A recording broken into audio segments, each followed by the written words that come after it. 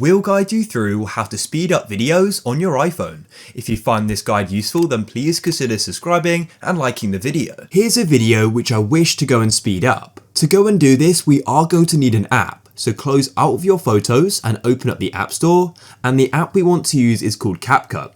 CapCut is a free video editor. It's super good, so let's go and get it. So download and install it. And then all you want to do is go and open it up. And in the bottom left, click on Edit. And then we want to go and click on New Project. This will open up your camera roll and you now need to select the video which you want to speed up. You just click on it in the top right of the video and it will select it. Then you can click on Add.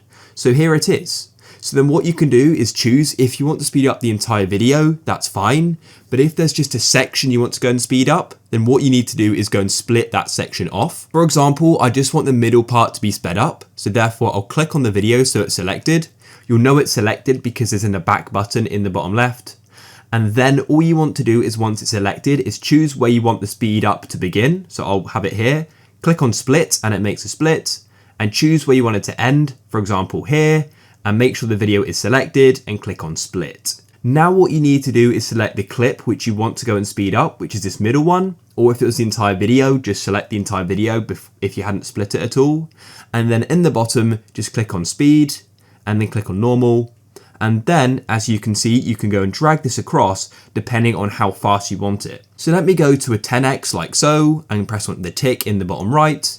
And then as you can see, that middle clip is now sped up and it's super quick. And that's it. And to save it to your camera roll, just go to the top right and click on the export button, which is the arrow going up.